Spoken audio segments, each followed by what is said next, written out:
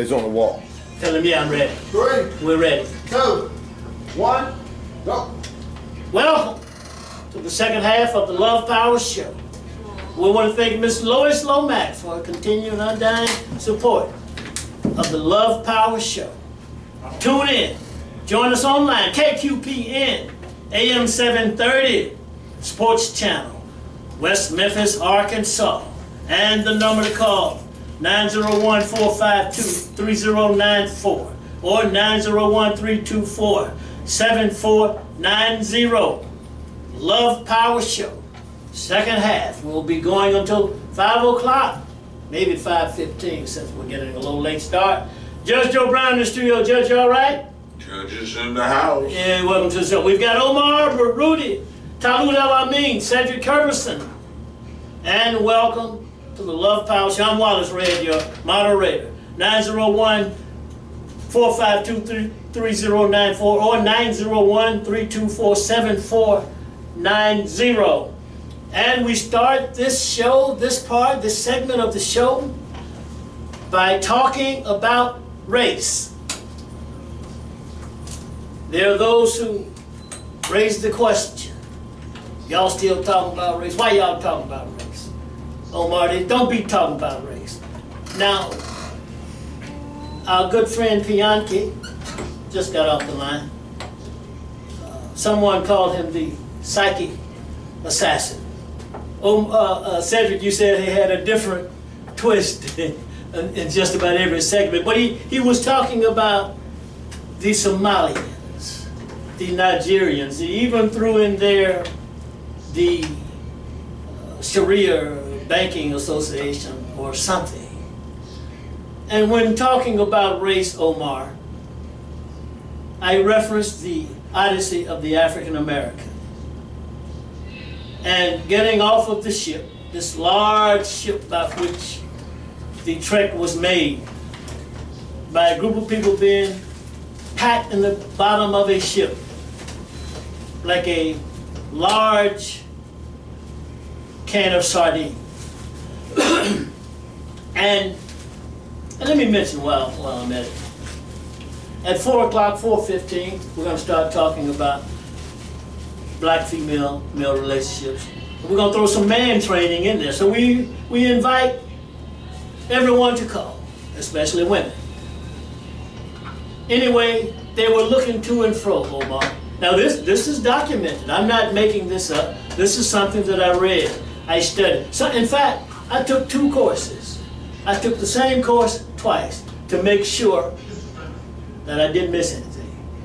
Then I turned around and read the book a 3rd time. I wanted to make sure, Talut, that I didn't miss anything.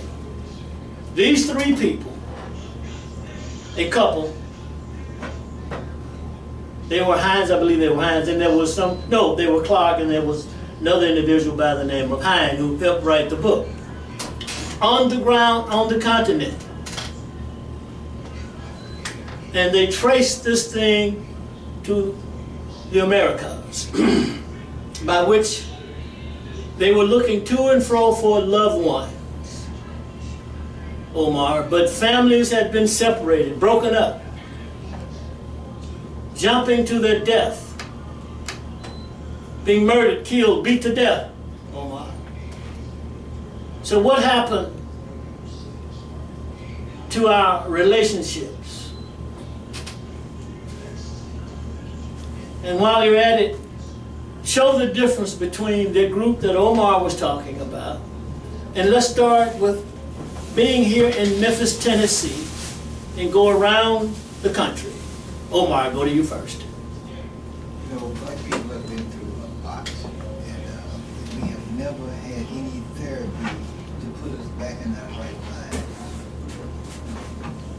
And until we do that, we're going to continue to be an injured people. And there's no doubt about it. And when I talk to psychiatrists, psychologists, they all say the same thing. We have got to be put back in the right mind. When I see the Nigerians come over here, people from other countries, you know, they were mistreated by white folks, but at least they held on to their culture, their religion, their values, their gods. They held on to that. All that was stripped away from us. And so we are operating in this country as an injured people. And until we get put back in our right minds, we're continue to suffer. We're going to continue to be crippled and disadvantaged. We think we know who we're dealing with this white man. We really don't know who we're dealing with. And, you know, they talk about, let's not talk about racism. You know, this is 2018, you know, it ended when Obama came into the White House. I want to share this with the listening audience. My son, who's studying for his PhD degree, is going tomorrow to a meeting at the University of Michigan in Ann Arbor because of racial discrimination in the PhD program. And here's what he's up against. We talked to him yesterday for a couple of hours. He's saying that in this program, the director is discriminating against black students who are doing research. And they have made complaint after complaint after complaint, and she's done nothing about the racist attitude that these other members in the laboratory have had towards these male, female black students. And he said himself, he said, I have done 6 experiments on research on protein that relates to cancer. And a female white student did 3 experiments. He said, I was going to publish my paper by myself, but the professor suggested we put those experiments together to publish the paper and make the white students the author of the paper so she can get credit for it. He said, I don't need her to help me because I got to do it on my own. Mm-hmm. He said, if I'm going to do it with her, I need to be, if you're going to do co-author and put me first so I can get credit for it. And she said, no, we don't need to do it that way. We need to put her first.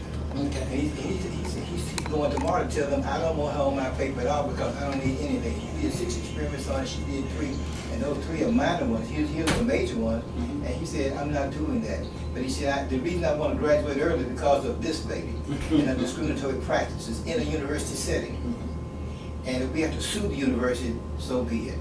He's calling me to tell me what's going on. He said, and he said, the reason I told you, a month ago, last month, that I wanted to graduate early because of the discriminatory practices inside this university setting. It's not just there. It's all over America. He just happened to hit it in his face. But there are other subtle ways it still happens. And we have to fix that, or we got to change it. Okay. KQPN, 901-452-3094. or 901-324-7490. You can pick us up online, tuneinradio.com, KQPN, West Memphis, Arkansas Sports Channel.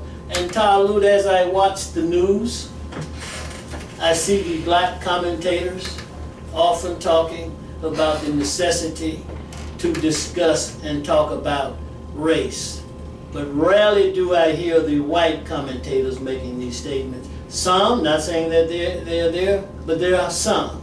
And is it possible that there's a trick taking place, Talut, when it comes to race? Or is there some kind of twist, as Omar pointed out, is that still reigning post-racism, colorblind society? Is that a true statement? Are those 2 statements true statements? Talut Amin. Well, obviously we do not have a colorblind society. Well, when you say obviously. Yeah, it's crystal clear. Break it down for us. Race is very important in the United States of America. That's primarily because all of our federal applications and on all levels, there's a section on all of them that deals with race. So it's very important that the federal government, state agencies, and local governments know if you're African American, Asian, Caucasian, or anybody else. It's very important. And our Census Bureau makes absolutely sure that we are surveyed based on race. So it's important, but it shouldn't be important. If the federal government takes the lead in dropping all those racial identities, I think we'll be able to come together. But they keep in our minds and in our spirits and in our souls, you're classified as this and classified as that, which is not important at all. You're either an American or you're not. Okay, but since they are pushing race on high levels, then we on the bottom here should push it too. We should push the fact that our treatment in this country or by the government, I don't think in terms of another man treating me a certain way, but I do think in terms of the government treating me a certain way. Okay, So as long as they're doing that, the government is doing that, then I'm going to continue to make an effort to dispel the idea by identifying our adversaries or oppressors as Caucasian, Europeans, and whites. Now, why? Because there's a difference. There's a difference between the three. They themselves acknowledge the difference. And the only reason I add white is because most of the Southern Caucasians prefer to be called white. But there are others who would quickly correct you if you call them white, and they'll tell you that I'm Caucasian, I'm European. Okay, so the thing is, so I group them together, European, Caucasian, and whites, because they're distinctively different. Okay? But I think sometimes our people are sensitized and highly emotional when it comes to the way other people are treating us. We want other people to treat us better than we treat ourselves, really. You know, and we target other people based on an individual. An individual, Caucasian, European, or white, can say something or do something, and we would charge all Caucasian, Europeans, and white with the crime. Okay, but that's not right. So we need to rethink what we're doing, and we need to take a lot of the charges off the table and deal specifically with those things that's going to correct the problem for us at large. Now, I don't have a problem with any of them. I don't have a problem with Caucasian, Europeans, or whites, because I'm not trying to relate with any of them. Okay. Okay? I'm not looking for anything from any of them. I don't want anything from any of them. Okay? All I would like to be is left alone. If I can just be left alone, I'm fine.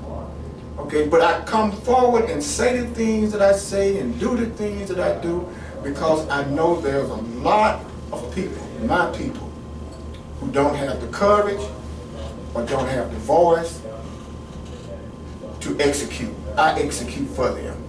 Okay. Judge O'Brien? Race. It's a strange thing. You say the human race. We mean human beings, we mean people. But then we start talking about the races.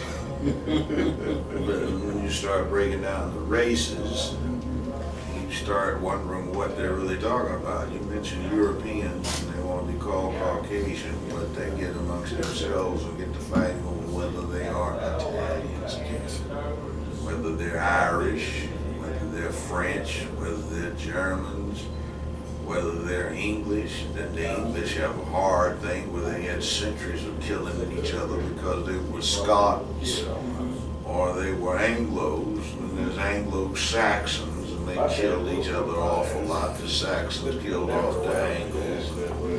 Then the Romans had come in some long ago, and there were the Picts that were part of this English crowd, and they killed off a whole lot.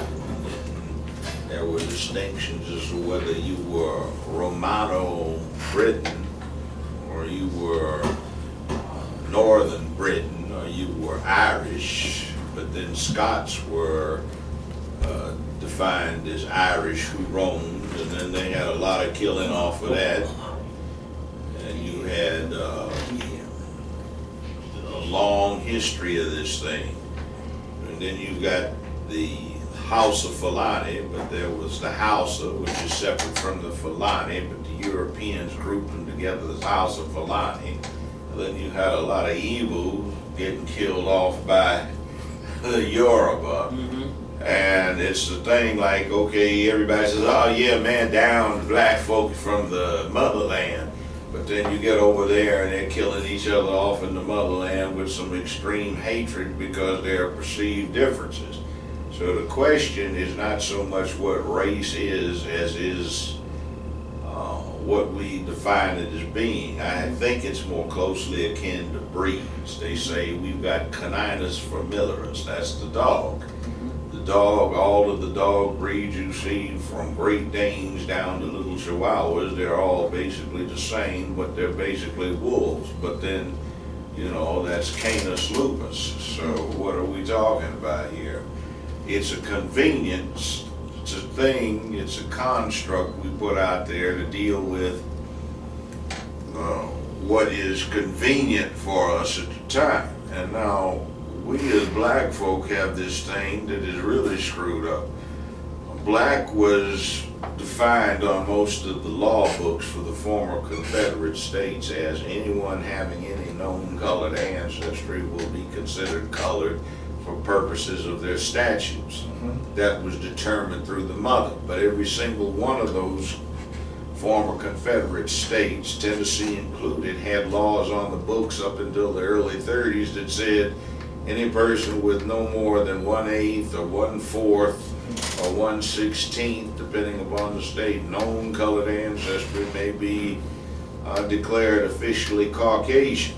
And then they changed around anyone not heretofore declared Caucasian with any known colored ancestry will be colored. So you got a lot of white folks in the South who at one time had ancestors that were known as colored, but they got decrees of Caucasian status.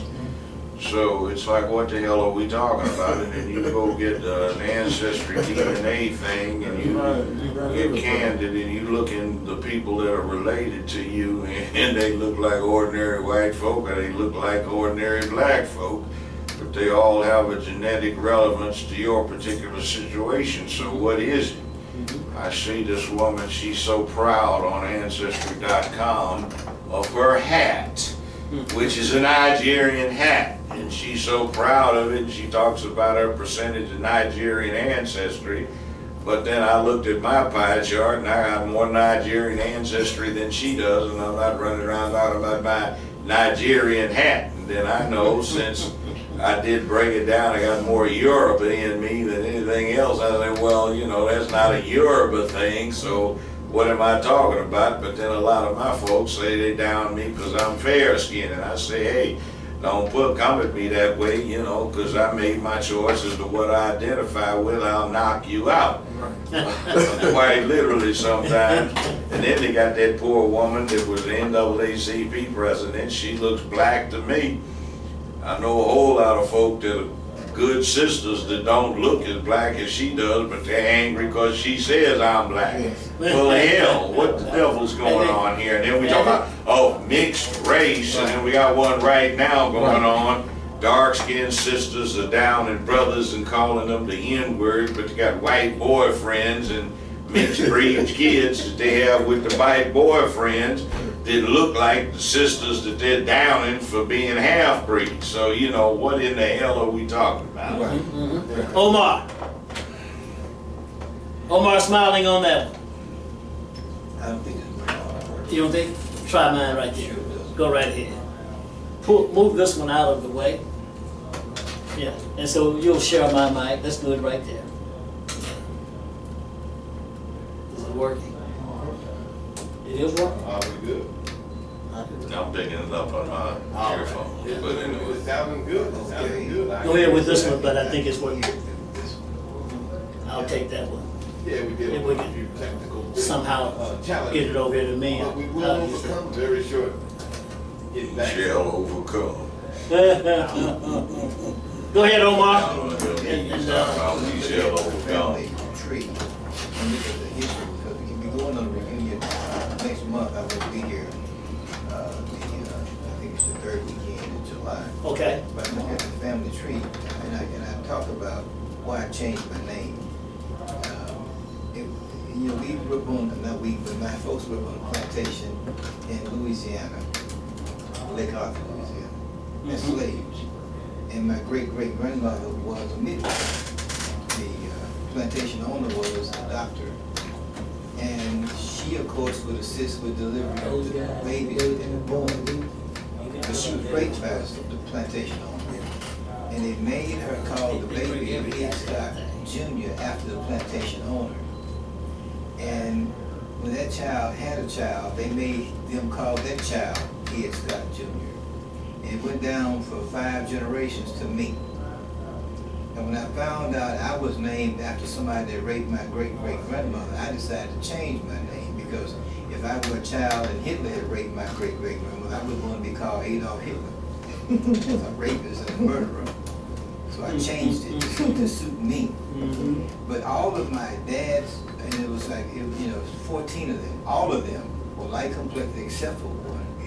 And all of them made a conscious decision to marry somebody who was dark complected, to put color back in the family. A conscious decision to do that. And as a result, the color was put back into the family, because they hated what had happened to them. They knew the history themselves. They hated what had happened to them, and they wanted to go back and put their color back in it. My dad was so light complected, when he got on the bus, he'd sit on the front and he'd sit by himself. His hair looked like white folks, his skin like white folks, and he talked with a Creole accent, so they thought he was white.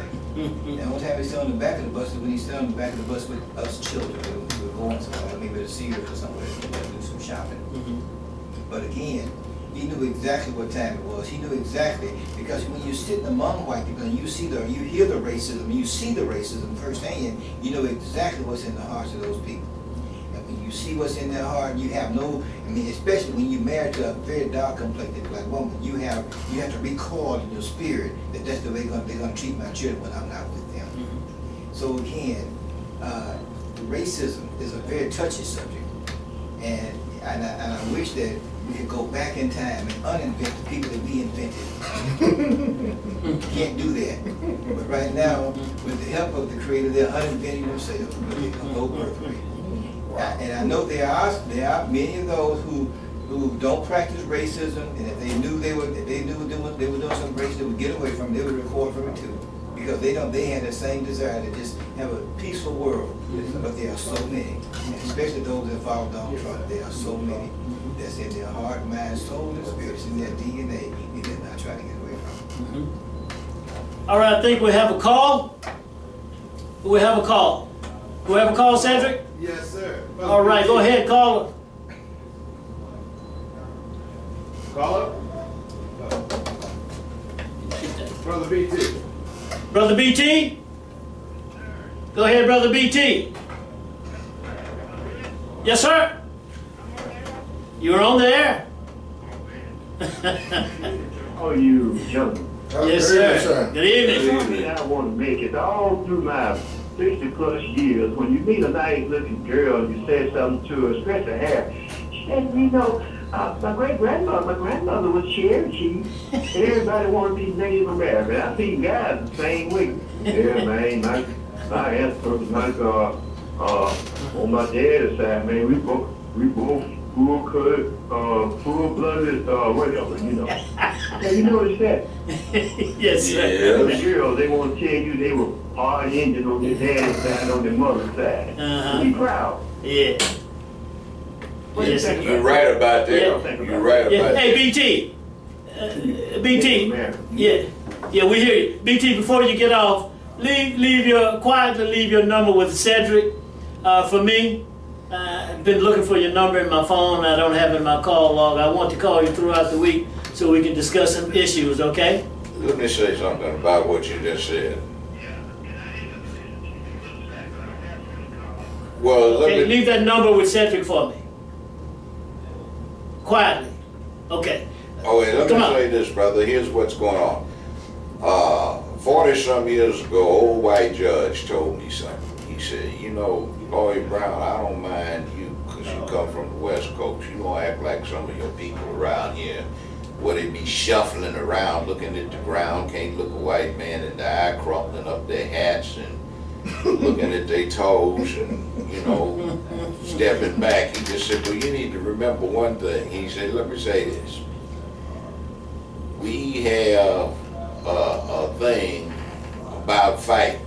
He said, I got shot in the behind twice in the Battle of the Bulge fighting them Nazis, but I realized I got me a Mercedes-Benz sitting up in my driveway. My brother was wounded 3 times on Iwo Jima fighting Japanese. He said, but we got a Toyota sitting in the driveway.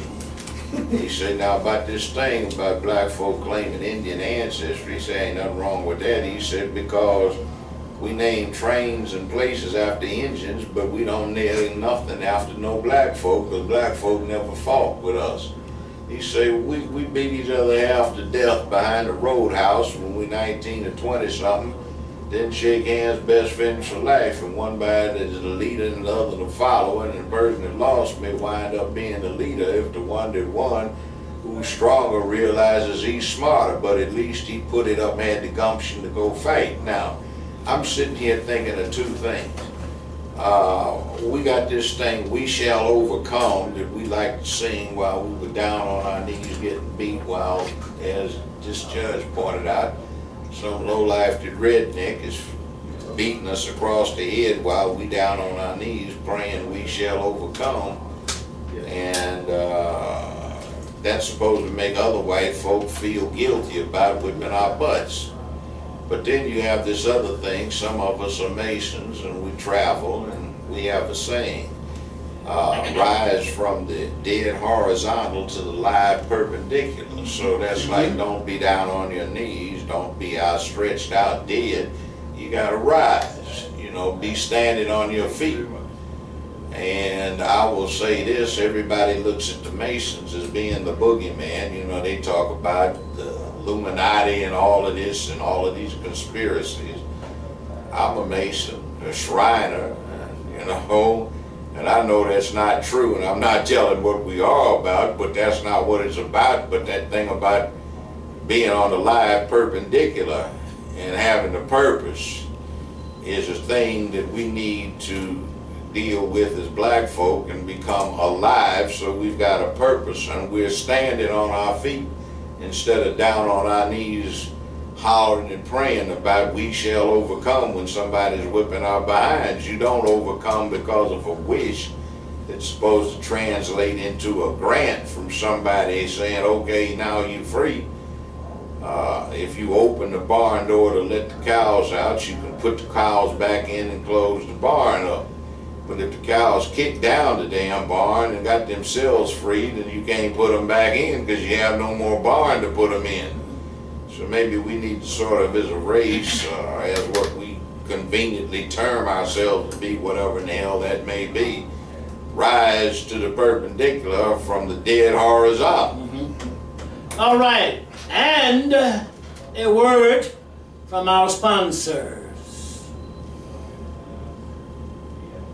You are now listening live to the Love Power Show with your host, Wallace Red, and special guests, Judge Joe Brown, Omar Baruti, Talut Amin, and yours truly, Achilles Cedric Curbison. The Love Power Show is funded by listeners like you. To advertise, call 901-644-0186. Again, that number is 901-644-0186. Or send a contribution to P.O. Box 40263, Memphis, Tennessee, zip code 38174. Or PayPal me at the Love Power Show. All right, and thank you, Achilles Cedric Curbison. All right, Omar, and I want the full panel to weigh in on this. BT said something, just spoke to some aspect of it, but I will say this, that discussing the term race is a broad topic, is a broad subject. And I think the more we dig into it, the more we have the courage. Of course, we have courage here on the Love Power Show. Not many panelists, shows have the courage we have on the Love Power Show. In fact, you have some talking about that's a racist show because of so much courage to call it like it, as the old folks say, call it like it is. But Omar, he said that when he used to meet a pretty girl, he used to say, I'm Cherokee, I'm this, I'm that. Even some of the brothers said, well, you know, man, I'm a Redfoot, something like that. Now, the problem with that is I was watching Dr. Amin Poussin one time, and the topic was about race, and I guess that's why you don't see those brothers much more. And I forget the other brother's name. that to marry a white person is not necessarily a bad thing, but or processing your hair or whatever. But why do you do it? If you do it out of self-hatred, then that's a problem. That's problematic. And in Tom Burrell's book, he discusses this, and it's called Brainwashed. But I think we started out talking about race in terms of African Americans / black people, if you will. Now, anytime you have a group of people who've had so many different names, you know there's been a problem with this group of people because of those different names. And I wouldn't be surprised if someone doesn't come up with another name pretty soon, Talut. Yes. You know? Yeah. So, and that's Why thing not? yeah, why not? Colored, Negro, But check this out. Afro-American, black, African-American, and I'm going back to black. Okay, wait a minute. And we don't need no more names to be arguing about, Omar. But what about that? Is that an element of self-hatred? Well, you know, I'm Cherokee, I'm this, out of self-hatred, because Tom Burrell points out that you've been brainwashed, and it makes you not like yourself if you are not conscious across many levels: race, community, family, hatred, etc., etc. Go ahead, Omar. You know, that's a problem that plagues Black America. You don't know your history. And if you knew your history, then you would embrace your history. Even when they do things like the Oscars, the statue of the Oscar comes from a black African named Batahotep. That's him. He was the one who was the god of performance and art. Mm-hmm. and they make a statue that looks just like him. You don't know your history. My children have multiple names, all of them. Mm-hmm. And they're all African names. I want them to embrace who they are. Nataki, cut from black cloth. That's who you are. Mm-hmm. You're Nataki. Mm-hmm. I mean, everybody got an African name, and they just 2 or 3 parts to the name. The Father, Son, and Holy Ghost. You got 6, 7 parts to your name. Mm-hmm. So I want you to know every step of your name, you came from Africa. Mm-hmm. And you got some other folk in you, but African is the base of you, and that's what you got to always remember and go back to.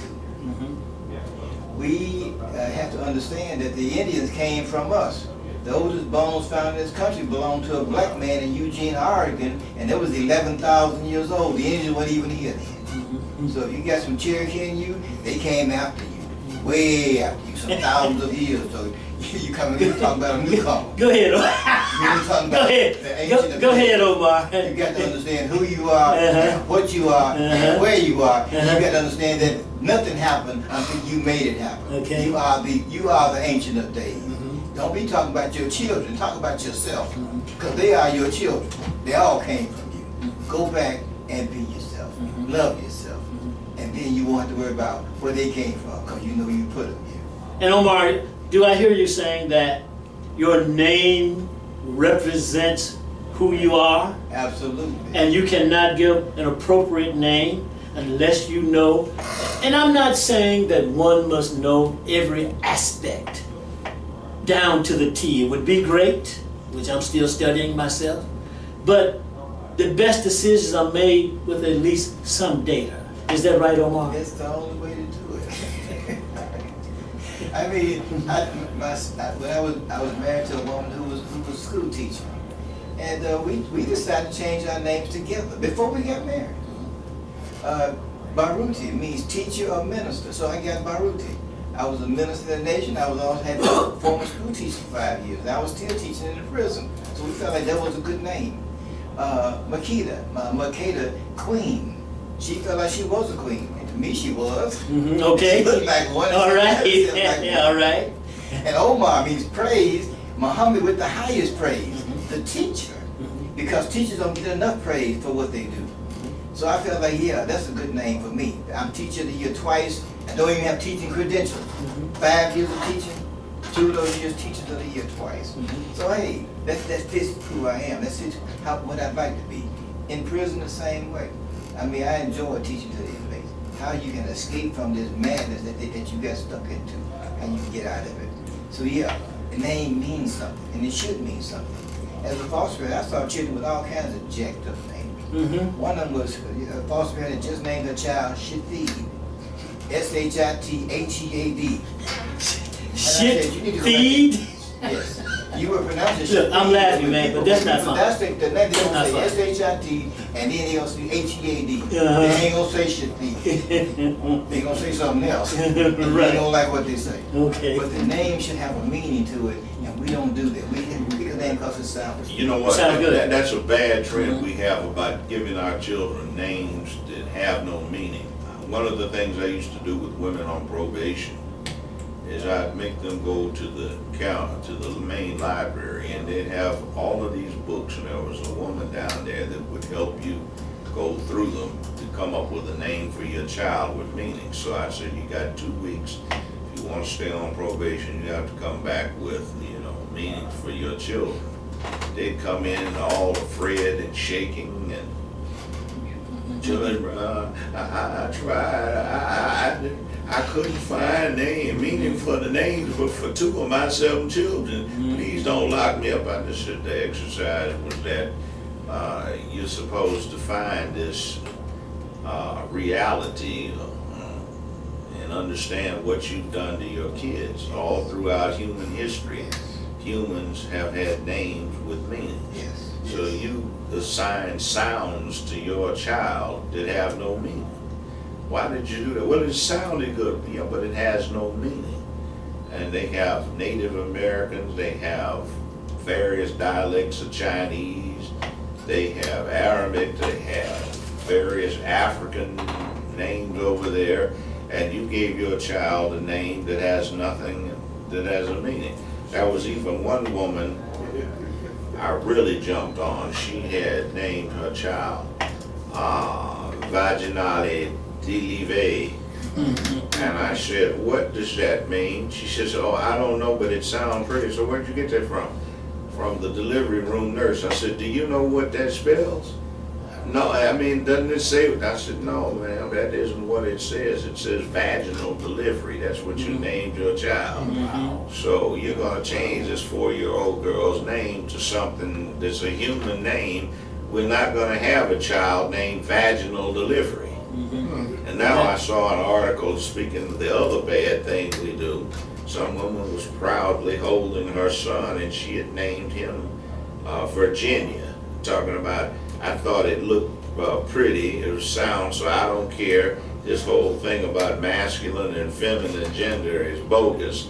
So, you just named your child a girl's name. What does that have to say about him, and what's he gonna get growing up on the playground?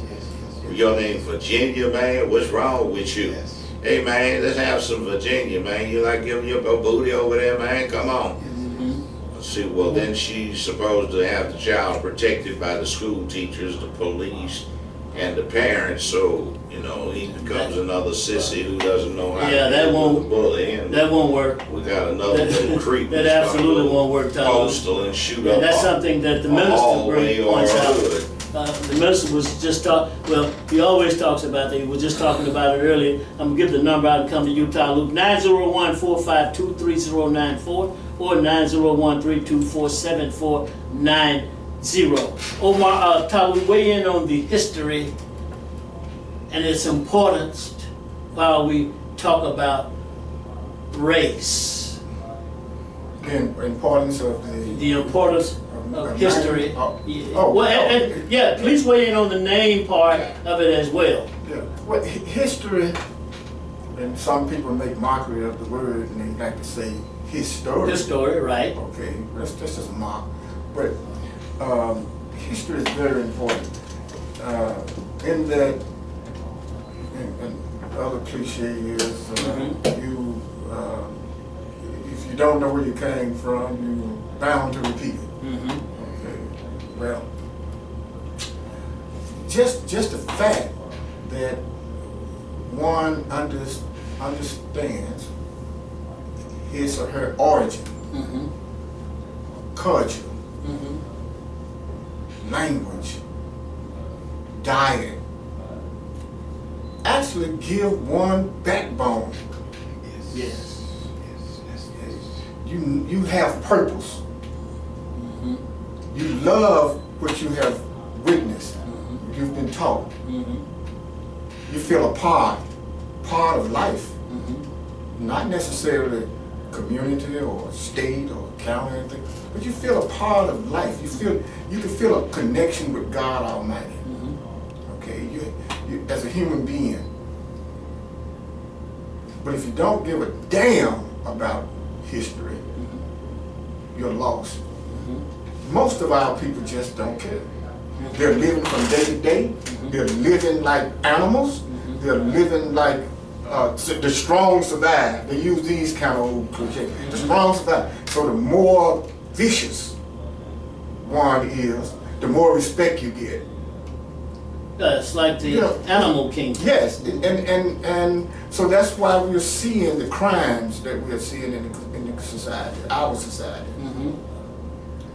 And I recall once in the 70s when a big movement was having to do with the kings of Africa, trying to instill that importance in our youth. Mm-hmm. But none of that has worked. Because we're in a worse condition today than we were in 1863.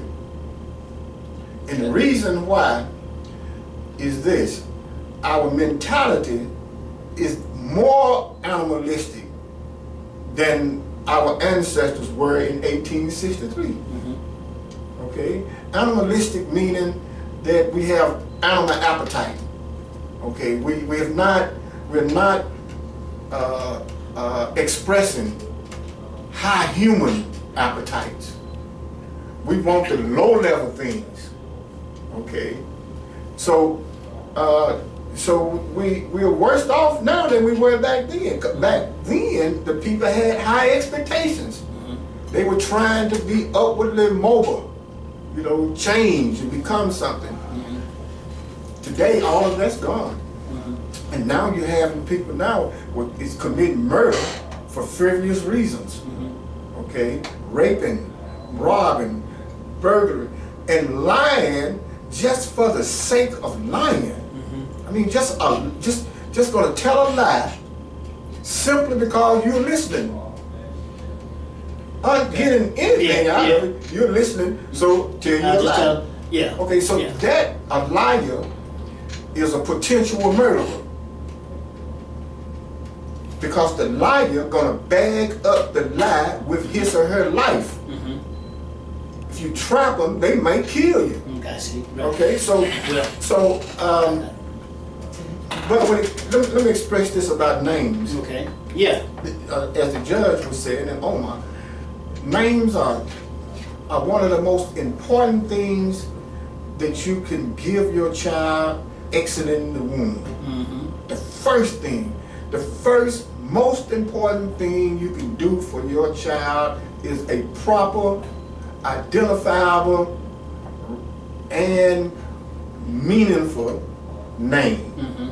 Because as a human being grows, they're associating closely with their name. If their name has a good meaning to it, they would try to express that name in society. Mm-hmm.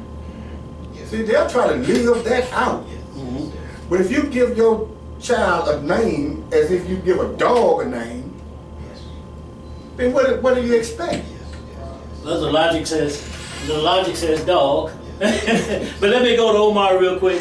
Judge, you really want to get in there, but Omar, how important is a discussion? Don't we have to discuss history before we discuss race? Because if you discuss history, it's going to lead you into race, something that was created by people like Johann Blumenbach, Karl Linnaeus, and promoted in terms of inferiority, especially by Thomas Jefferson. And in terms of black family, if you give your child an appropriate name, that means as a parent, Omar, you will guide them through life up until an appropriate age in conjunction with their age, Omar. And let me give the number out before you go, then we'll go to Judge. 901-452-3094 or 901-324-7490. Omar, sounds like you've got about 3 questions. what Dr. Luke said was right on point. If you don't know your history, you are subject to repeat it. You're destined to repeat it. You must know your history. And if you know who the enemy is, and he's already done you wrong one time, you won't trust him anymore. And so we keep repeating the same dumb stuff that we have already been through because they don't want us to go back and reflect on our history. So we got to go back. But then also, if you know your history, you have a much different perspective of who you are. You'll know what kind of people you are, and you be proud of that history and that heritage. White folks study their history. They're proud Irishmen. They're proud Englishmen. They're proud Germans. They got Germanic history. They even with all this goodness and ugliness, they go back and study it, and they enjoy reflecting on who they are as a people. Black folk, their history tends to begin with slavery, and they don't want to go back.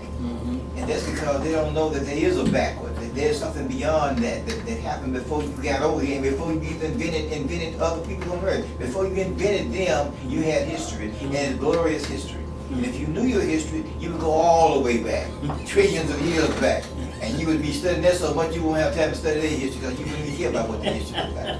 But you don't know it, and you are too ignorant and too brainwashed to go back. Tom Burrell. Judge O'Brien.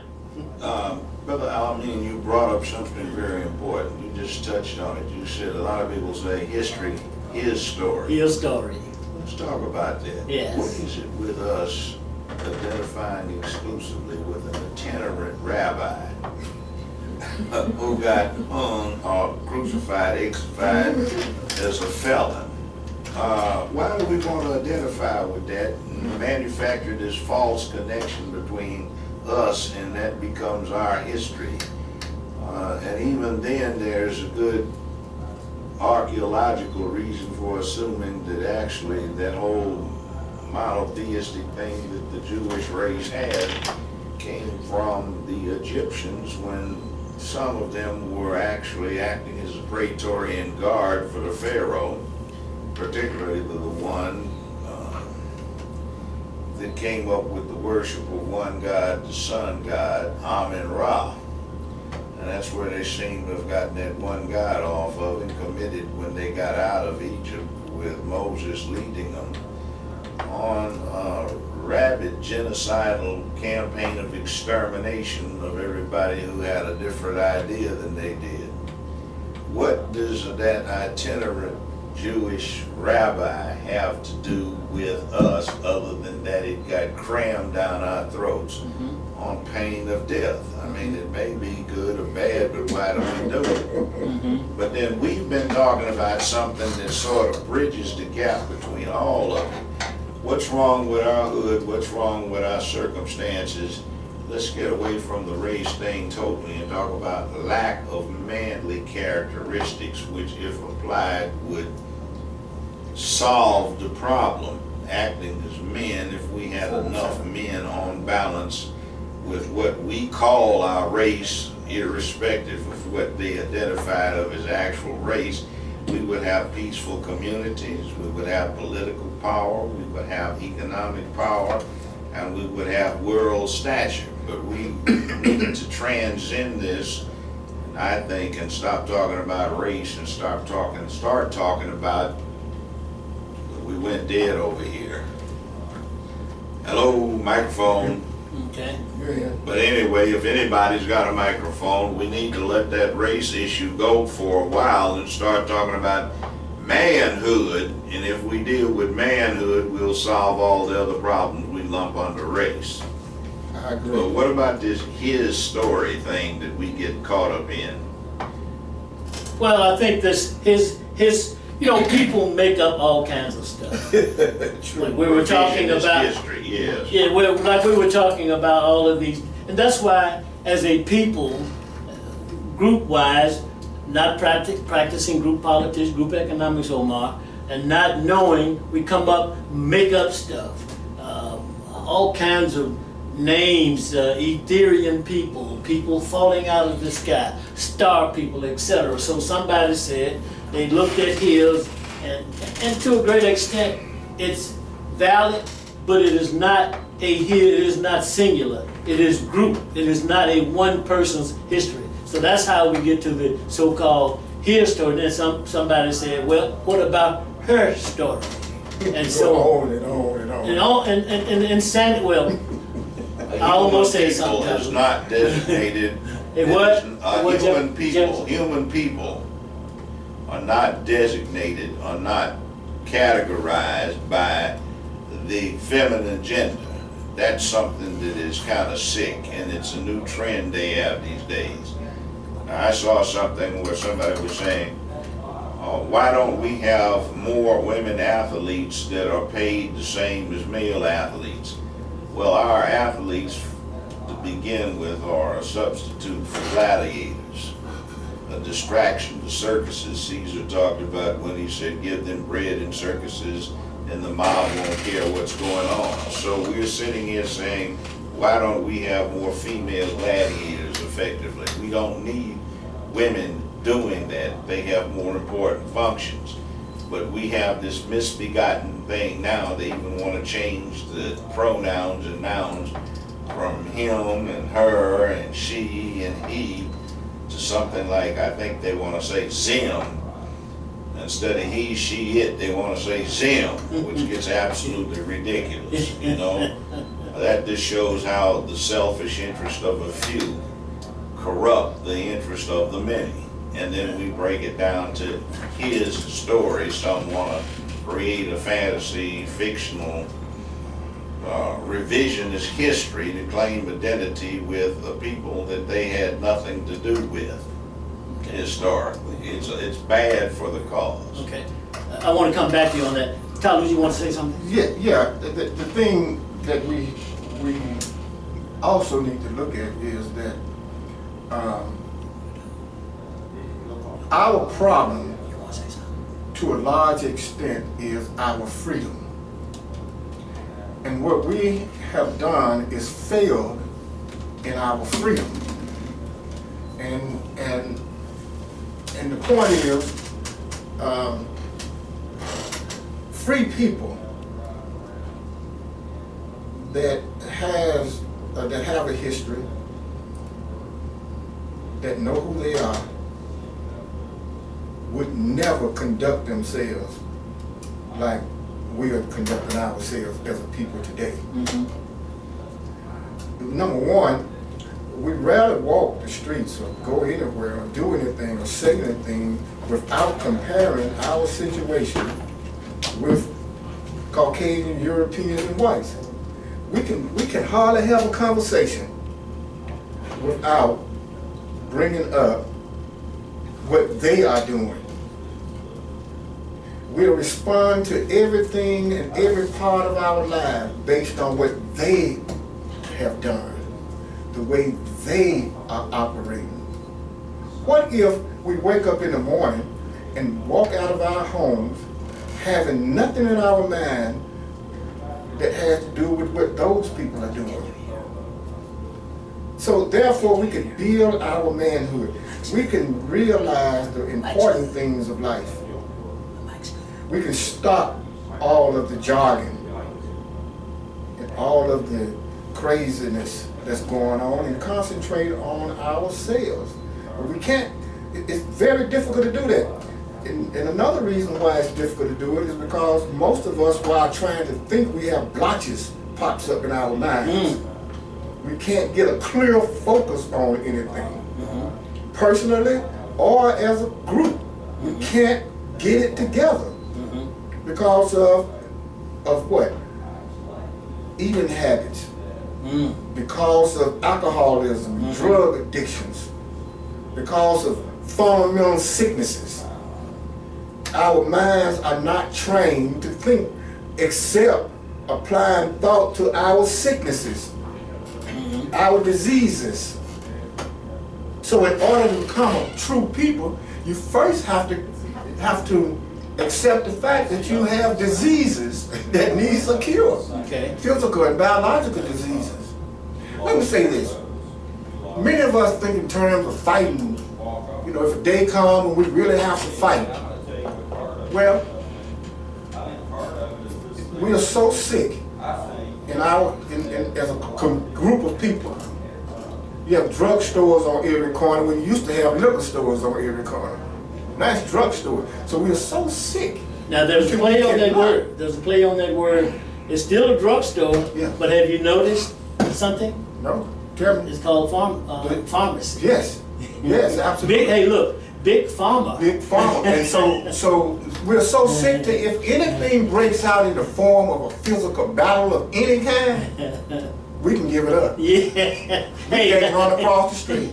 901-452-3094, 901-324-7490. Hey, Cedric, weigh in on the topic, any parts of it. Well, We've got a big pie. You cut it into any slice that you want to. An eighth, fourth, quarter, whatever. Half. Yes. And within the community, I would say myself, we do have a issue with our name calling and calling ourselves out of our names. The young people have gotten so far away from calling each other names. They don't even use their names any longer. So it doesn't, well, it should matter to the person, but it really doesn't matter what their names are, because if it doesn't start with a B, or if it doesn't start with An N. or whatever it is, that, you know, it's not a name in our communities anymore. So that's something that we have to address, and I'm glad we're having this topic, and I love the weigh-in of Judge Joe Brown, as well as Brother Omar, and you know, you guys are just a joy. Brother Talut, you know, the community of Memphis definitely needs to hear what's going on today. So definitely tune on in to KQPN 730 and give us a call at 901-452-3094. Let us hear your comments, let's hear your suggestions, and let us know how you feel. And you may call 901-324-7490 as well. Want to say, in summation, or not wrapping it up, but putting something to the topic of race. And when we talk about race, we must understand it is historical. And my interpretation of what the judge said, it is something that was put together, and put together by people who place themselves in superiority of all other racial groups. We gave those names. One of those guys, I guess he turned Christian or whatever. The guy who wrote Amazing Grace, what's his name? Omar. What's his name, Omar? John Newton. We have Reverend Thomas Jefferson, Johann Blumenbach, and Carl Linnaeus. There's one more, I can't think of his name. But yes, I do agree that if we have this discussion, this intelligent discussion, we can get to some true education that these things are detrimental. And yes, they are. And then we, in general terms, buy into this kind of stuff and live it out. And that's why we see so much turmoil in our communities and in our world. Now, let's transit. We said we were going to talk about relationships, male and female relationship, black male and female black relationship. But Judge said something about this name Zima or something, and I wanted to ask him, name some of the ways that is detrimental, and then transition into relationships, because I definitely want to go to Omar and why and how there's so much conflict and black people, African American relationships. Back to you, Judge. I was suggesting maybe one way we can overcome the bottleneck of conceiving everything in terms of race as being the target for our animosity or our efforts, and then start thinking about manhood and womanhood and coming up with objectives that men and women would have and establish as goals to get themselves together. Now, we have a craving for a legitimate identification. We just talked about the revisionist history of coming up with, looking at history as his story to identify with an itinerant Jewish rabbi who got executed as a felon. And we have this thing, you can see it for this craving, what was it, Sanford, the Steelers football team starter jackets that they had.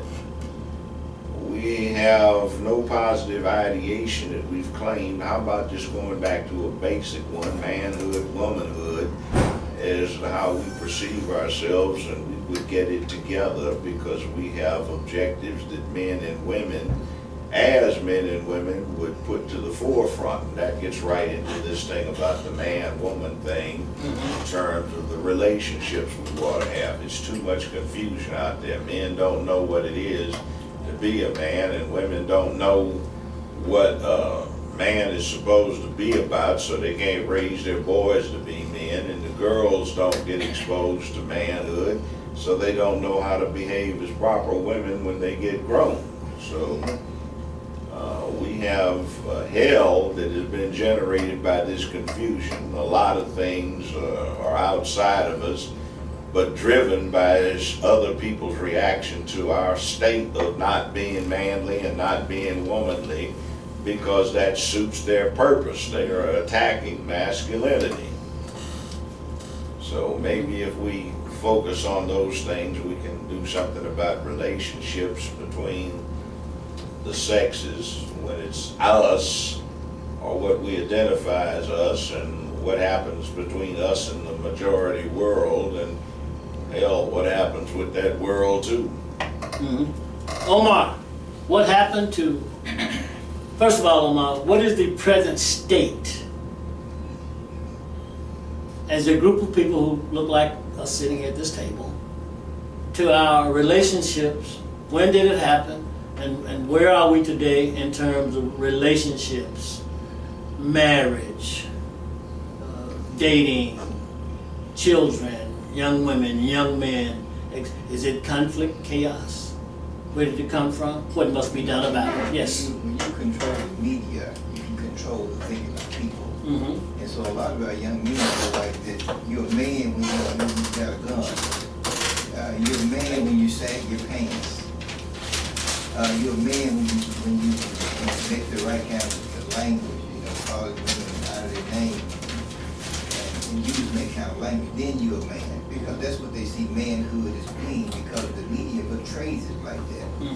If we control the media, we can control the image of what a real man looks like, and he would look nothing like that. But we don't control the media. And really, if we control the media and had black rappers calling white women white Jewish women hoes and bitches, then they would want to come against us for doing that. They wouldn't allow it. In fact, they might even assassinate you. But because we're doing that to our own women, it's okay.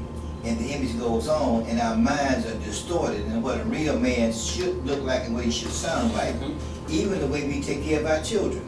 Back in my day, most households had a man at the head of it. Nowadays, it's the woman, and the man is nowhere to be found. He's a fleeting image of a human being. He comes and he goes, and sometimes there's multiple men in that household. They come and go, and you don't have any way to cling on to a man as being a real man or being a father image. And that's the way they've done it by design. And as long as you can take a welfare system and reshape the black family, you got a good tool. That's a target. That's a weapon to destroy the black family. Omar, a man some time ago said something about that. And he said that he was pointing to this day, and that man was Senator Daniel Patrick Moynihan. Exactly. And he spoke to what you just said, welfare, food stamp. Yes. What are those big buildings, Cabrini Green, and projects and all that? And other white men came against him for pointing that out. He knew exactly what he was talking about, because he knew what would happen. Put that kind of system in place where you run the man out of the house, and the woman, her benefits, her help is predicated on the man being absent from the home. They knew what they were doing. They call it benign neglect. They knew exactly what they were doing, and really they done everything but destroy the black family. And we got to fix it. Look, Jewish people have Jewish welfare leagues. They take care of their people. We got to do the same thing, but our mindset is so distorted and so filled with self-hatred that we can't see ourselves doing something for our own people. So we go to the government to do it.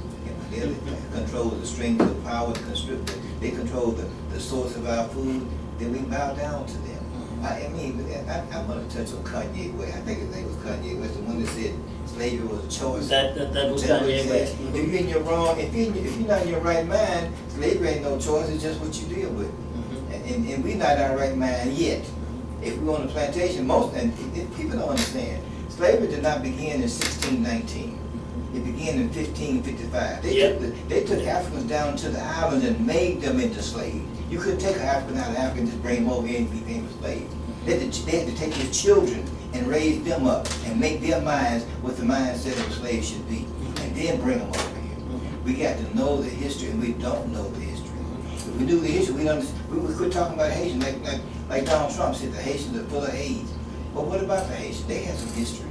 They defeated the English, the British, and the Spanish. They defeated Napoleon's army. These are the people who didn't have rifles, they didn't have modern weapons. The French, yeah, they defeated Napoleon's army. Just all over to it. Yes.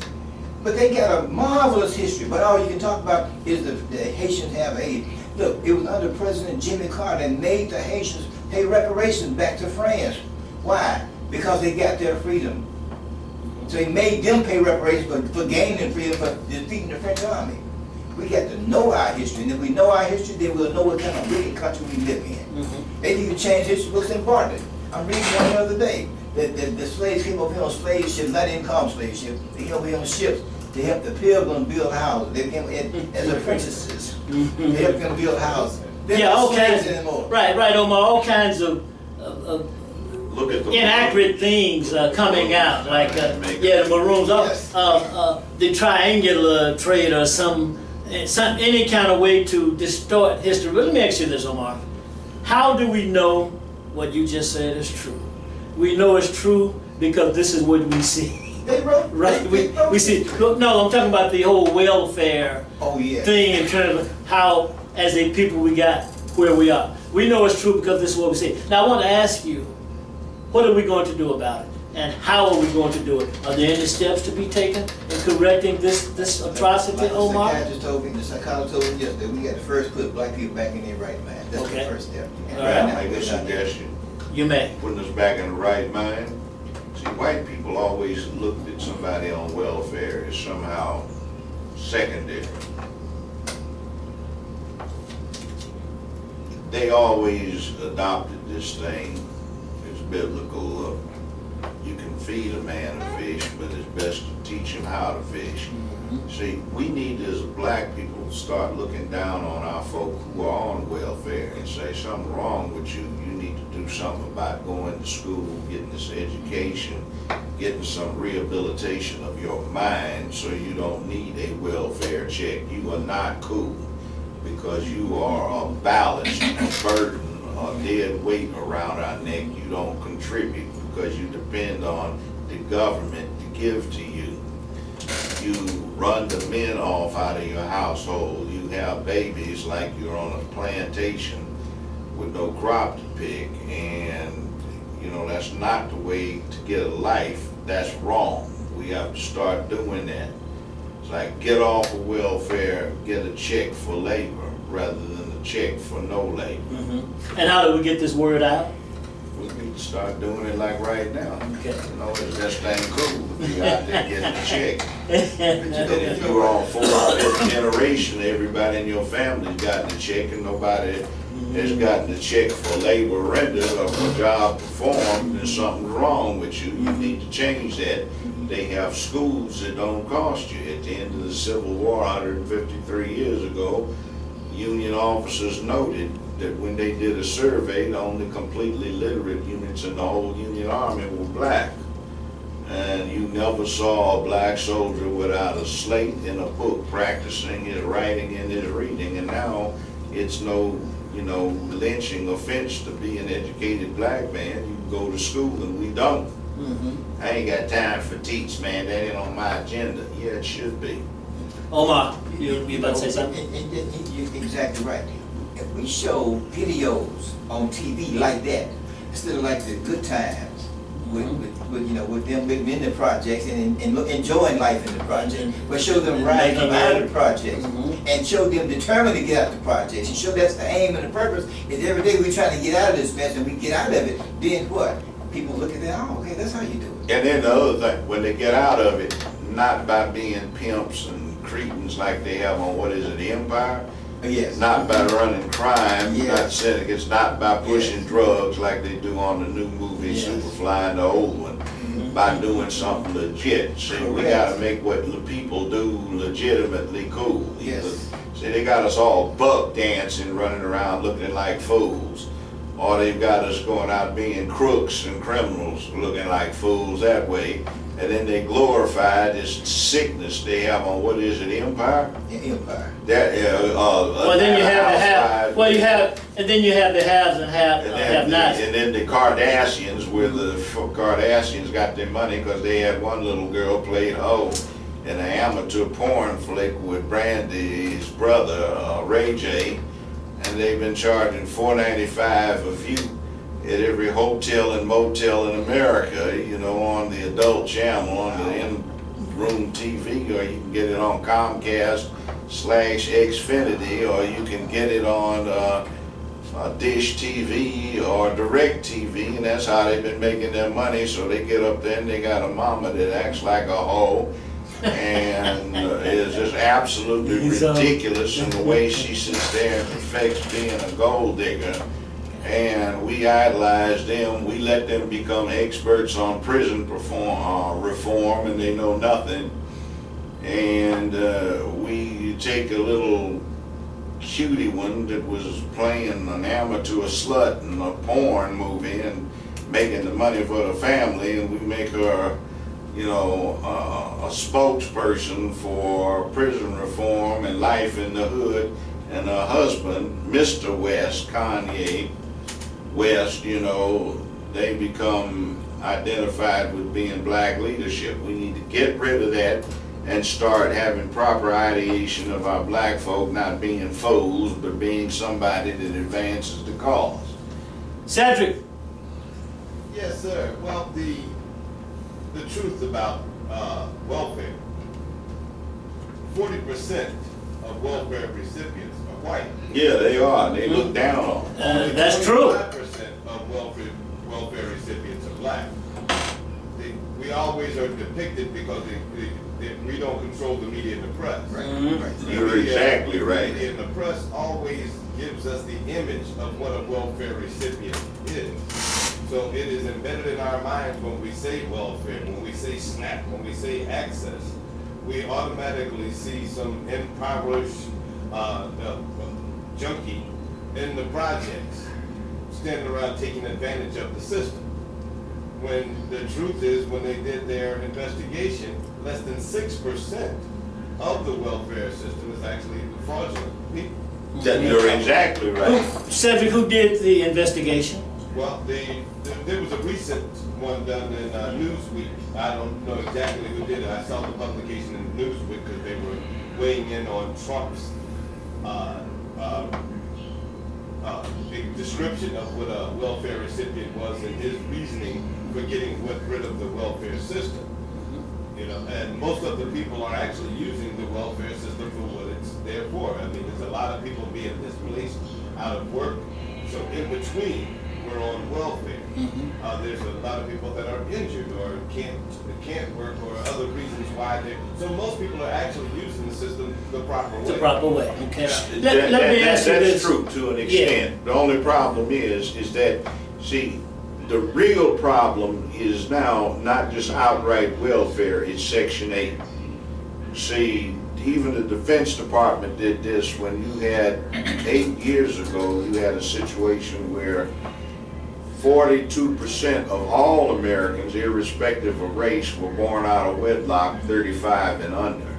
And 80% of the persons 20 and under were born out of wedlock, irrespective of race. You see, that's where the problem comes in, is that driving engine right there.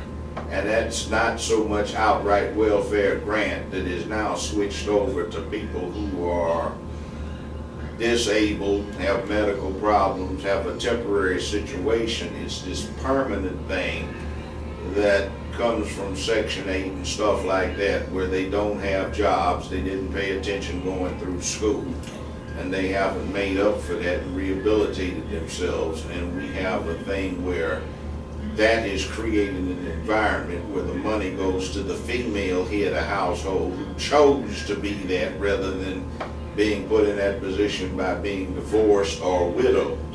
See, that is a bad thing, and then that money is passed through them to the dudes that they support, and who used to tell me when I'd say, young man, the court is disposed to place you on probation, how do you support yourself? Well, yo, Judge, I got 4 good ladies that take good care of me. 2 got good JOBs, 1 get a crazy check, and 1 get AFDC. They takes care of me. See, 2 of them had jobs. 1 of them's crazy. The 2 with jobs, that's not bad. 1's crazy. You can't do anything about that. The 1 getting AFDC and the other 2 that have jobs are crazy enough not to deal with a man who's got a job, but they take care of the boy that they bring home. They find the child and they come home and adopt him unofficially and commit incest with him. It's very bad, see. Cedric, I want to ask you this real quick. I think you have more another comment. But is today, the time in which we live today, a good time as we speak about media propaganda, positive and negative, a good time with the attributes that we have access to, social media, Facebook, YouTube, etc., a good time to combat some of the incorrectness of this society and some of the negative perpetrations against a particular people. Is this a good time, and how should these attributes be used? And then, Talut, you have some I notes. think that it's definitely a good time. It's always a good time to correct the wrong. Okay. And this is definitely a good time, and this is definitely the right show, the Love Power Show. That's what we do. The next little piece on top of that is I would just like to define or correct the understanding of white supremacy. And that's a big problem because every white person we point at and say white supremacy. Well, that's not 100% correct, because you have a white privilege person and then you have white supremacy. Now, white privilege is not their fault directly. It's an indirect situation. They just bought that. But white supremacy is the real problem and the real culprit, and that's what we're really attacking first. All right. Talut, you have some notes there. Yes. I don't think we give much attention to white supremacy or white privilege. I think we're just letting it go over our heads. We don't really, our people don't really understand how deep the issue is. Okay, our people mostly think that since they went to school and got some education, it's all over. It's done. And every time you mention it again to them, they're thinking that you are really just being smart. And you should start talking about it all together so they can get on with their lives, which is getting nowhere. But what we have, we've talked about issues today, a lot of issues, a lot of destructive issues. So many so until, you know, it's almost like dealing with destructive elements, you know, in our non-function levels of life. And there, you know, we can't find anybody who's responsible. It's like being in the abyss of the ocean. Can't see, can't breathe, can't get out. But we're continuing to just sing and dance, play basketball. Yeah. Shoot and kill, continue. You know, I'm just going to say this and I'll be through. I once visited the White House, and I went into the executive office building, and I went into a room. Once you get in, you can just go where you want to go once you get in. Once you clear security, You gotta clear you can get in there, you can do what you want to do freely, like going to the city hall. But I went into this room. It was a huge room. I guess the ceilings were 14 feet. It was tall, huge. And on the wall, there was a mural that I guess was as high as the ceiling, maybe 12 feet wide. And it was George Washington on a horse, a white horse. Underneath the horse were Native Americans, or Indians, or what you want. And they were down on their knees. Some was on their backs. It was men and women, and they all were reaching up to George Washington in complete conquest, complete submission, completely defeated. And I asked myself, now, why would this huge mural be in the executive office building in this big old meeting room? Write it down, buddy. And I concluded, surmised, that it's a reminder. It's a reminder to anyone that comes in there from the seat of power that you can, they are responsible to never allow these people to take control of this land again. And so, when I left that building, and I walked around in Washington and took a look and viewed all the other monuments, they all were saying the exact same things. So I go on up to the congressional office, walked through the congressional office up there on the hill. I saw statues of Caucasians, like, you know, in the 1700s, those people that lived back then. I saw Indians statues, and one statue of Dr. Martin Luther King down in the rest. I think it's in the rotunda. But the point is, these people who conquered this land, this continent, or the people who conquered this continent and other countries around the world, are constantly reminding themselves that it belongs to them, and reminding themselves to never allow anyone else with the power that it would take to wrangle them out of it. So now you see why we as a people are heading into destruction. We're the only ones who've lived close enough to these people to understand and know them. To wrangle it from them? We could wrangle it from them. Let me tell you this. Look, we have to understand that what's happening to us is not an accident. I remember reading what Sitting Bull had said to his people before their demise. He had a different attitude than what they had. He was telling them, do not trust the white man. Don't trust him. Don't accept him. Let's keep fighting. Let's keep riling up our troops and fight. Let's never surrender. Let's die on our land. His wife and the other chiefs said that he was crazy. Is that how he got the name? No, it was Sitting Bull. Now I'm thinking about somebody else. I'm thinking about Crazy Lord. Right. Yeah. They said he was crazy. Well, They said that he didn't know what he was talking about. They said that we can trust these people. We can go to the what they call it, the president. We can have a chance. Yeah, if we start amalgamating towards them and picking up their ways, we had a better chance.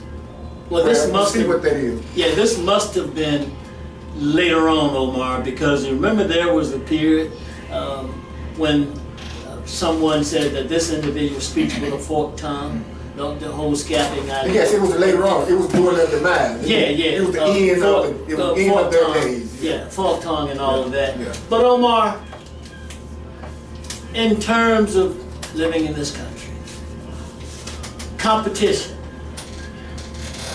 Talut said something about the wrangling process.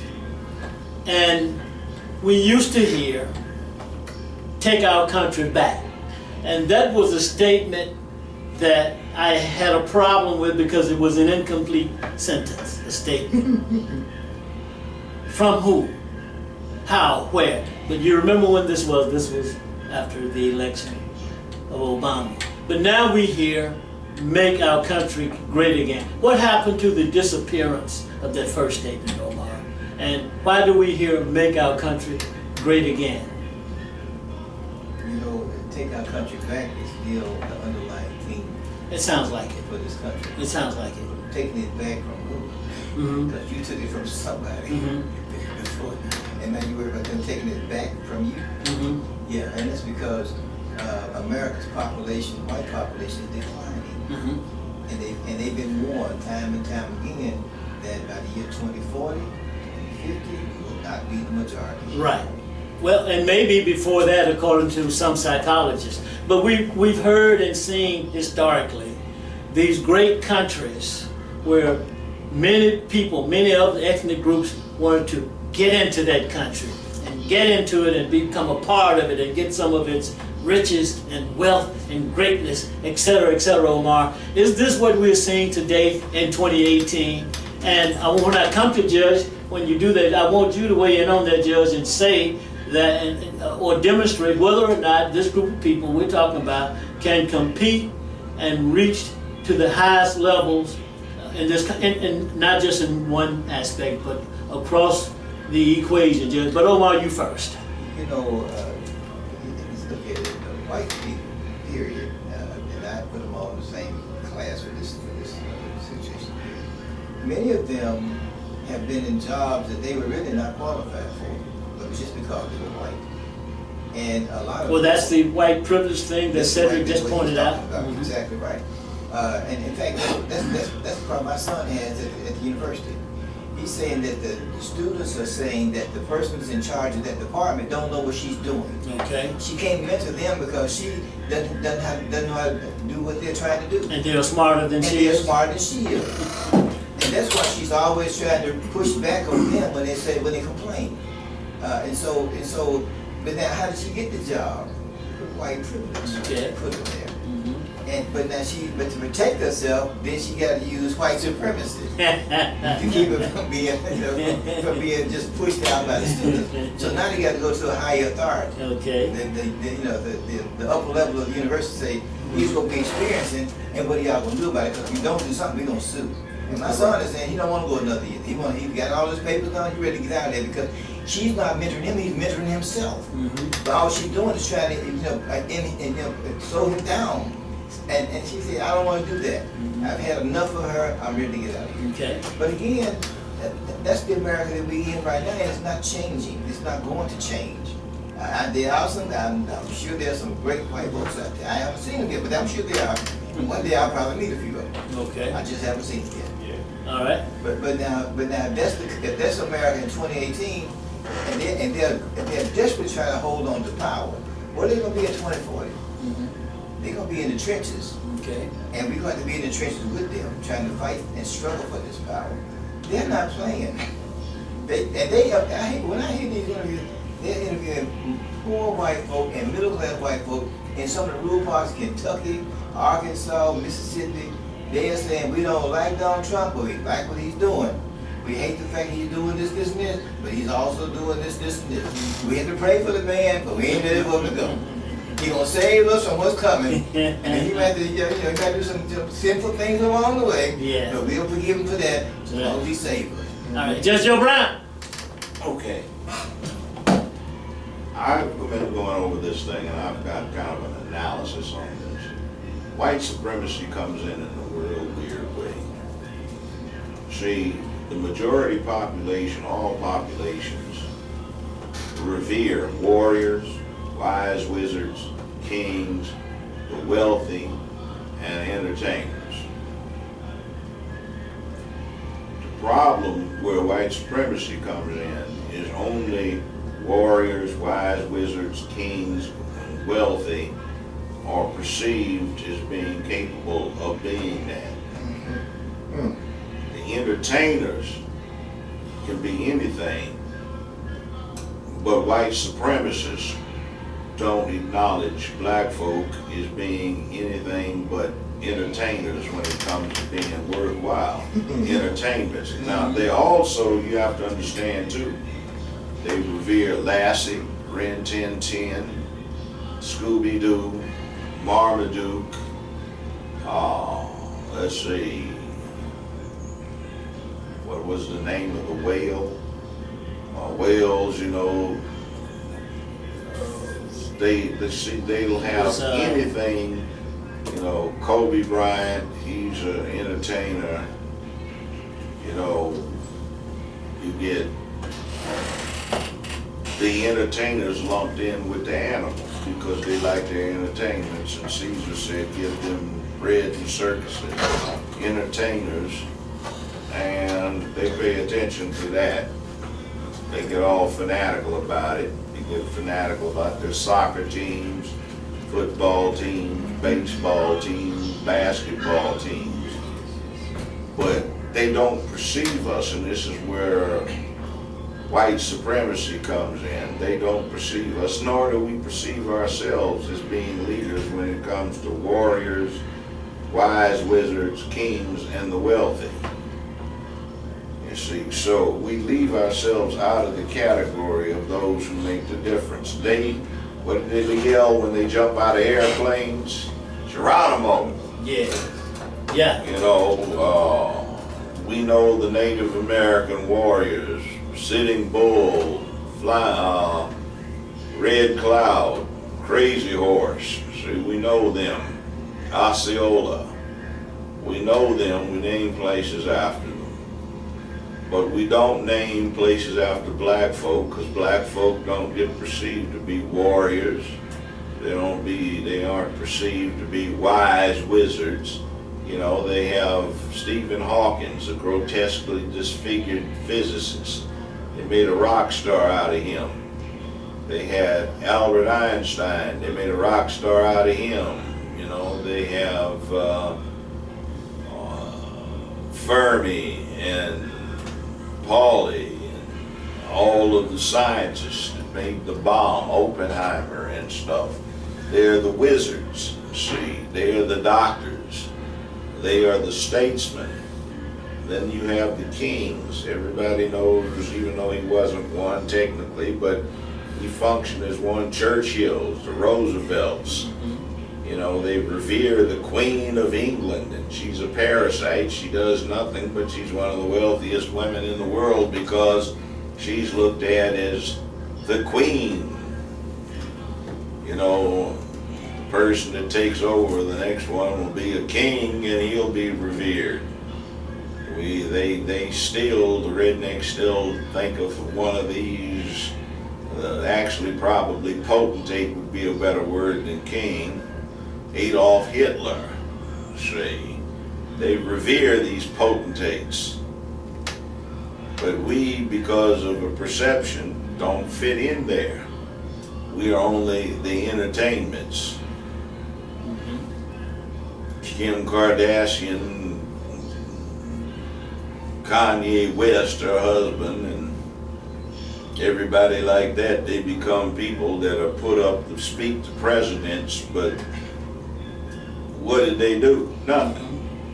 Right. What you see, that's the way we do. But Ren 1010, everybody knows Ren 1010 or Lassie, you see, or everybody knows the race horses. Everybody knows Ed, the talking horse, Francis, the mule, you see, Seabiscuit. People won a lot of money on that. And we got our two-legged ones like that. Right. Just name off any of the plethora of NBA stars. Charles Barkley. Go ahead, Cedric. You know, Cedric wants to weigh in. Cedric? Well, Killing Cedric Curbison, weigh in. yeah, Cedric, and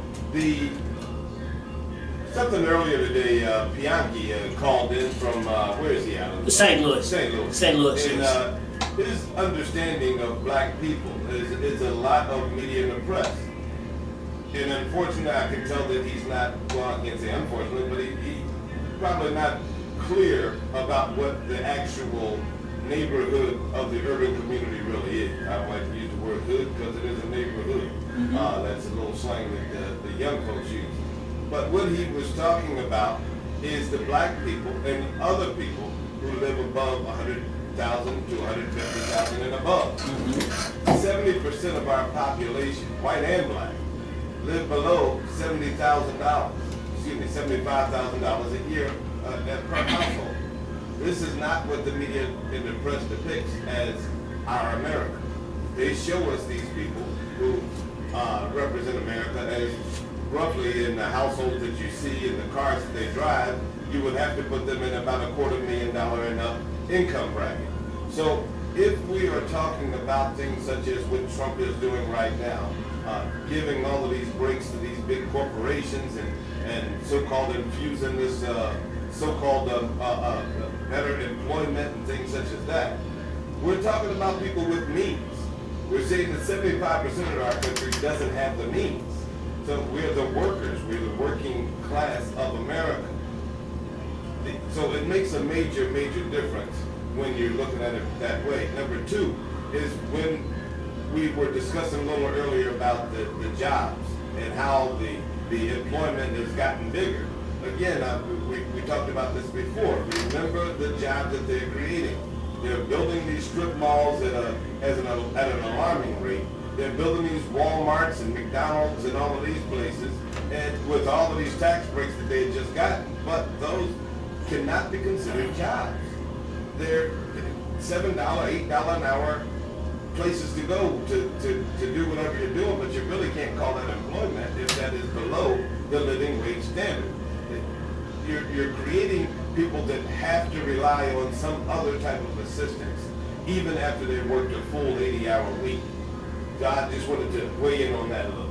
Now you said they are building these strip malls. Are you talking about contractors, general contractors, large architectural organizations, etc.? We're talking about the major funders that be and powers that be. And when I say that's what I consider white supremacy when we're talking on that level. When you're talking about companies right now here in Memphis, right before you guys' eyes as I was sitting right here, some major corporations, because they already hit Philadelphia and most of the other cities, but you guys just got a new bike system put in. I haven't seen the numbers, but I know that's probably tens of millions of dollars to put that system in, because you have to incorporate. That's why you had the bike lanes put in a few months before. All of this thing was tied in together. So is this based on supply and demand, or is it a creation of demand? I would say supply and demand, but the ability to supply the demand. We know that we have a demand. We're shortage on bikes now in our communities because the income level is low and the price of bikes are high. So it behooves us to run a bike down, because they price these bikes now in order to get a halfway decent bike that you're almost at a price of a used car out here. Now, don't you have to have a card? You know these little bikes, excuse me, these little bikes that are now beginning to be on the Cash Saver lot, on the Kroger lot, etc., and some, I thought, unusual places. Don't you have to have some kind of card to extract these bikes from its location? I do not know how it works here because I don't even know how it works directly in Philadelphia. I just Okay. heard it was about $6 a day or Okay. something like that to rent a bike, which, you know, I have my own personal bikes at home, so I haven't used it. But yes, Okay. you have to have some type of ability Okay. to, you know, to financially utilize these bikes. Okay, that may be an interesting piece. Next week we may decide to touch on it. But Omar, I want to ask you, as the judge was talking about how in some people's mind the importance of entertainment and people who get all of this recognition and really haven't been effective in doing things of substance in the community, is this a cultural thing? Is it something that if we practice a group of people, we're talking about group economics and group politics, is this something that we should shun, Omar?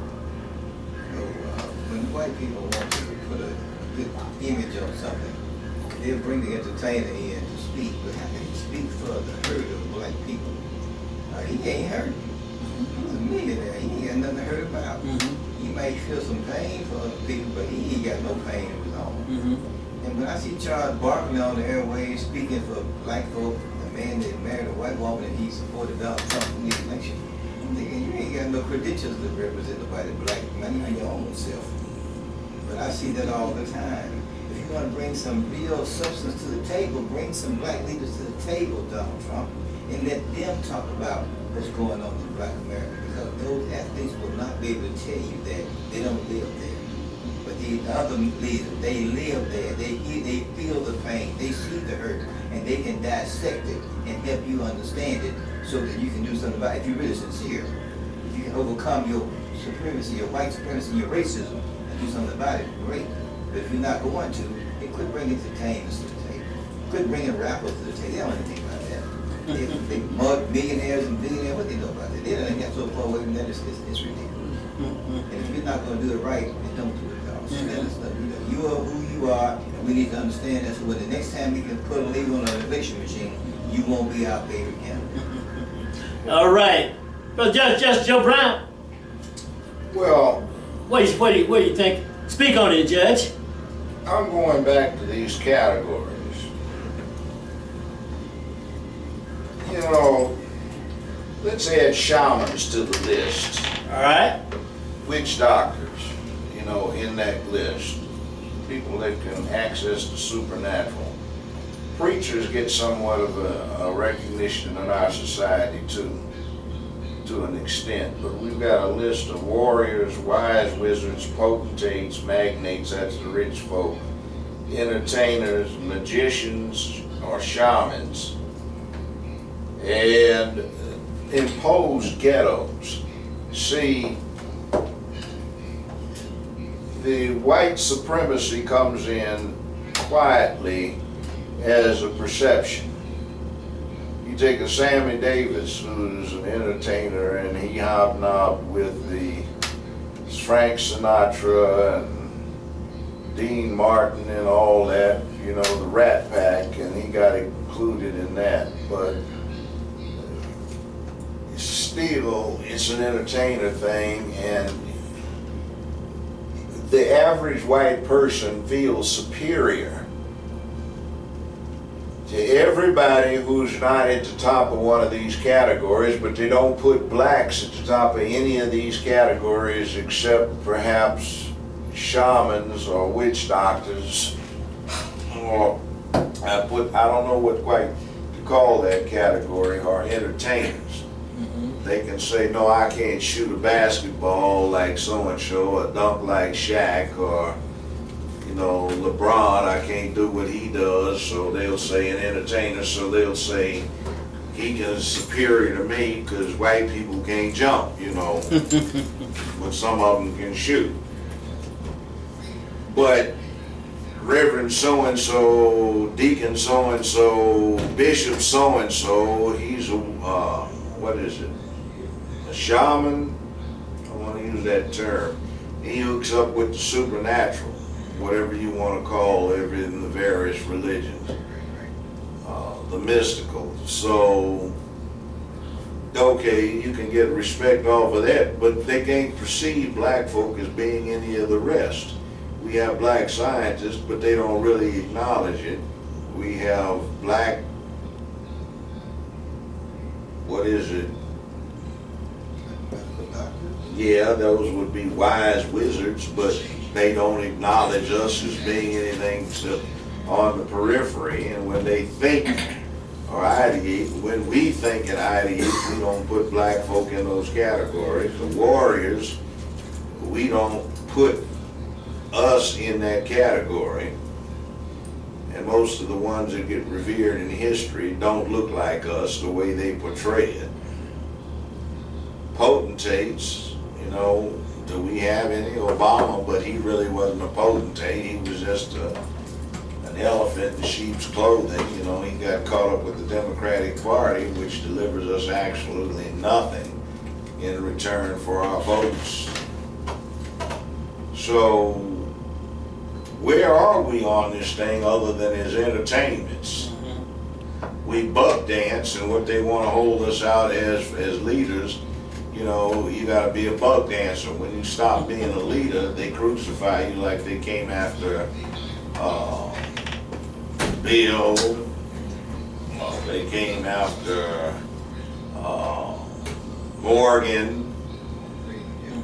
You know, they gonna come after Danny Glover. They're gonna come after Denzel. I'm surprised they haven't already. They'll come up with something weird to get on him and chop him down if he starts getting out of that entertainment category and becoming a real effective leader.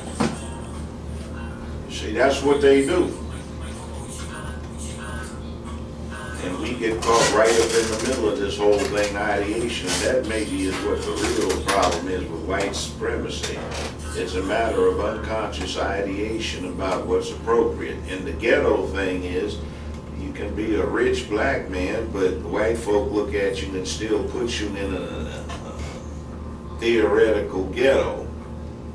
You know, you can be a typical ordinary black person, but they perceive you as being in a ghetto or properly in a ghetto, even if you're their next door neighbor. See, they put you in ghettos in terms of not like we perceive the ghetto down in the hood, but the ghettos like they put Jews, including the rich Jews in Europe. You know, the quarters where you are confined, or where you should properly be.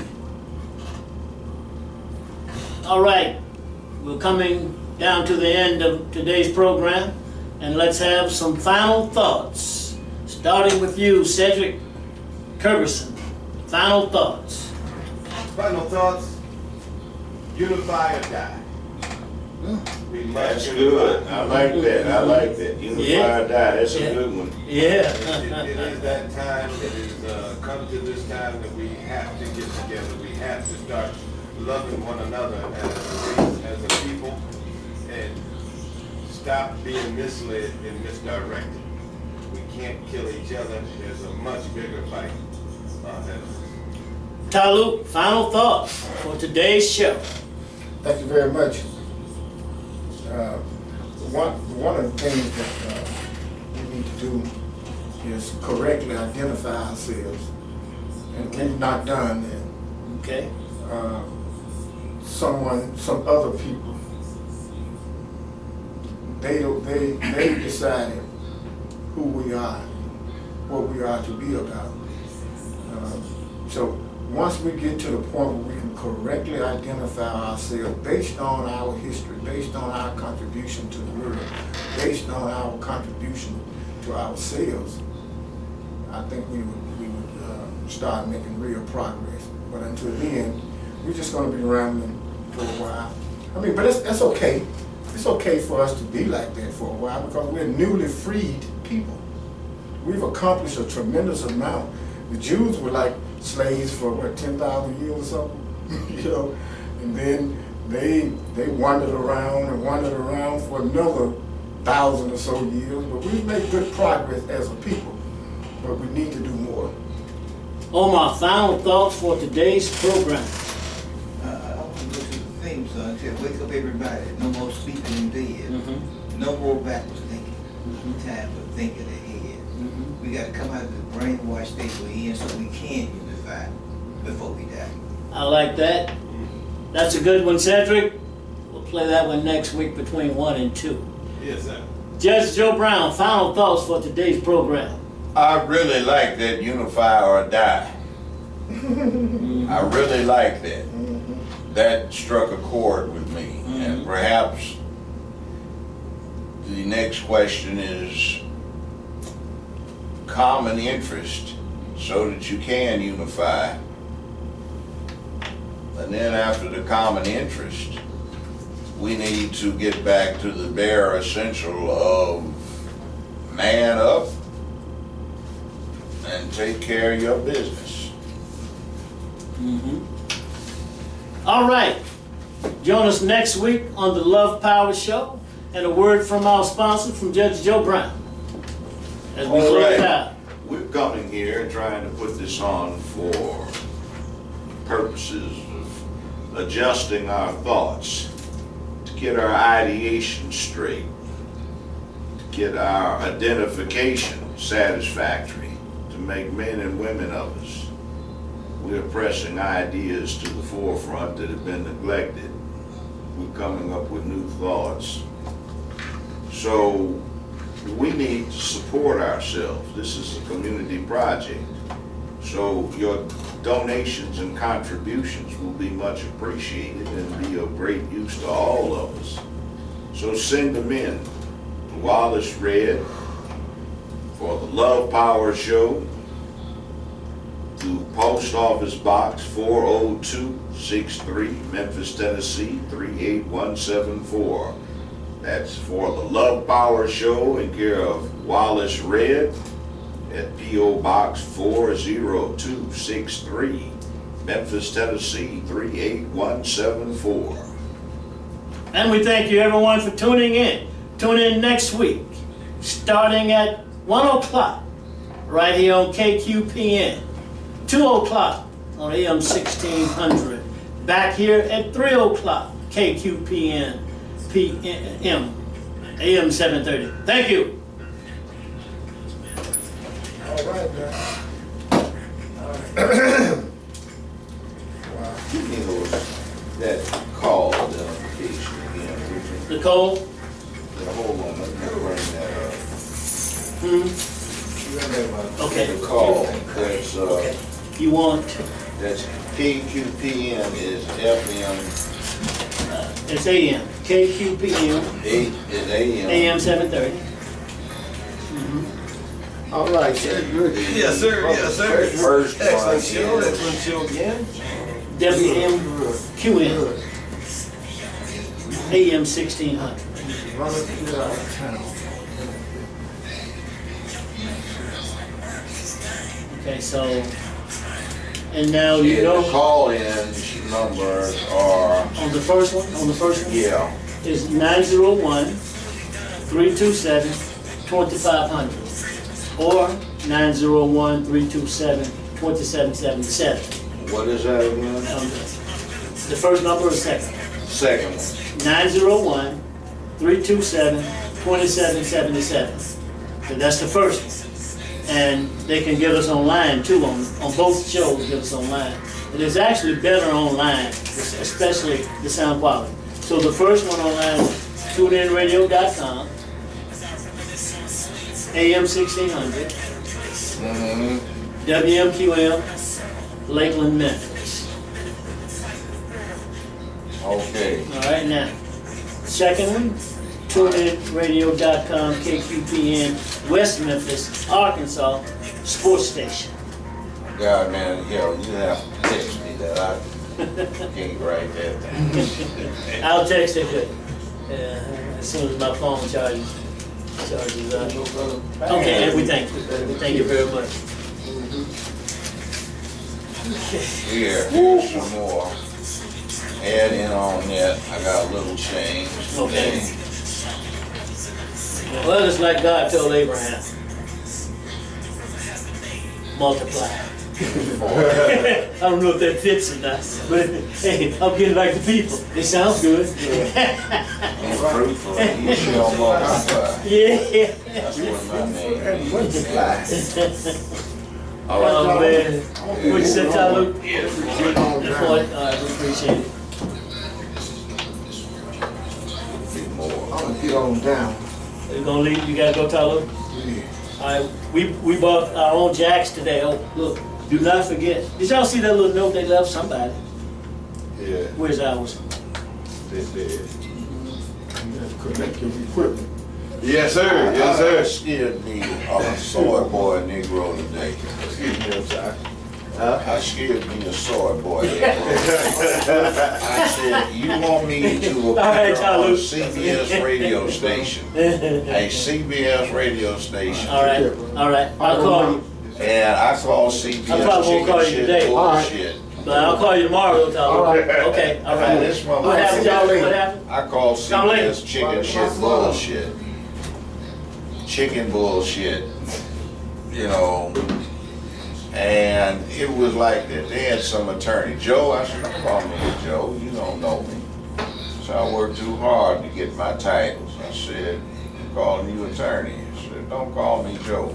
That's part of the little common shit of some 17-year-old. Well, I'm on your level. You achieved all this, but it ain't worth anything. You know, you're the same as me. Call me judge. I got a certificate from the governor of the state of Tennessee saying upon my election to my second 8-year term,